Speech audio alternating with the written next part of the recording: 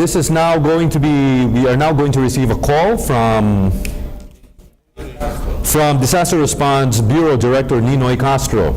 Good evening, sir. Good evening. Hi, sir. Sir, what kind of preparations did the DSWD make to assist the affected areas? Okay, even before the Typhoon Nina struck, we were able to do our prepositioning of our relief resources in all affected regions, specifically in the local government units. So before Nina hit Catanduanes, we were able to provide relief resources already in the areas.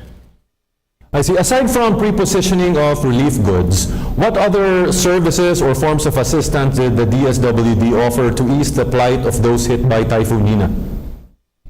Okay.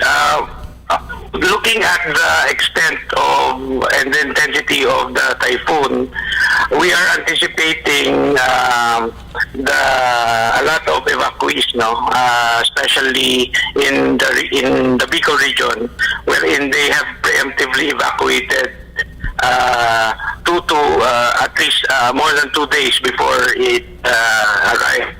So aside from that, we augmented the local government units through our regional offices. In fact, in Bicol region, we were able to preposition at least 63,000 family food packs and non-food items.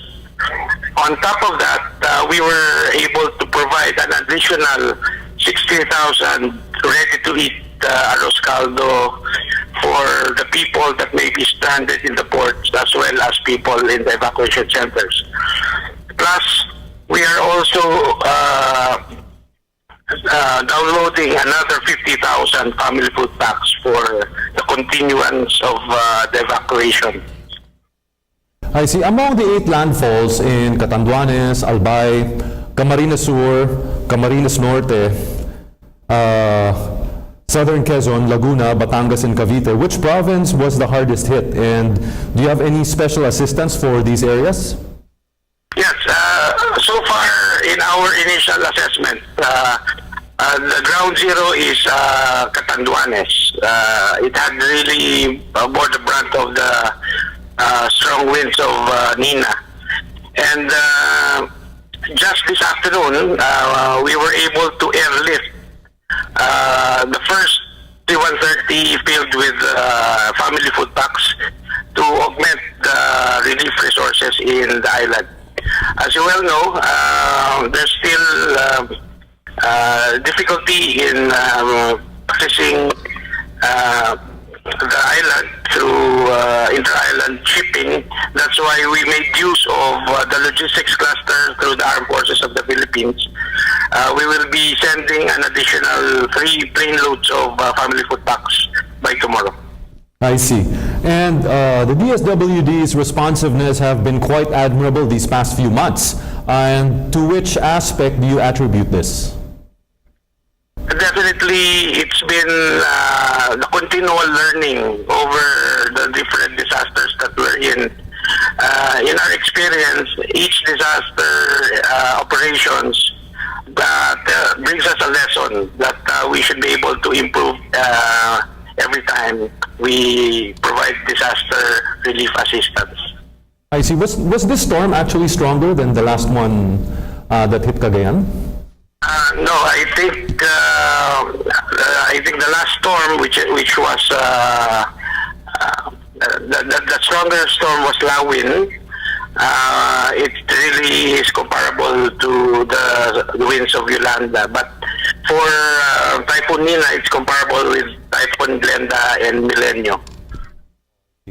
So how can the public assist the DSWD to help our affected citizens during cases like this?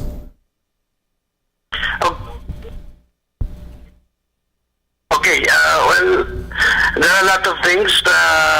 First of all, the citizens should be able to provide us feedback if the relief resources provided our local government units are sufficient. That's why we're making use of technology. If you can use the hashtag relief PH, there is a call for additional relief assistance.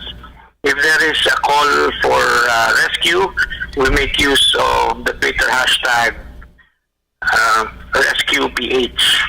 And we encourage the citizens, given this time of disasters, at the same in this Yuletide season, it's really the time for giving. And it's really at this time that people realize the importance of giving. Because that is truly Filipino. We help people that are in need. That's a very nice insight, sir.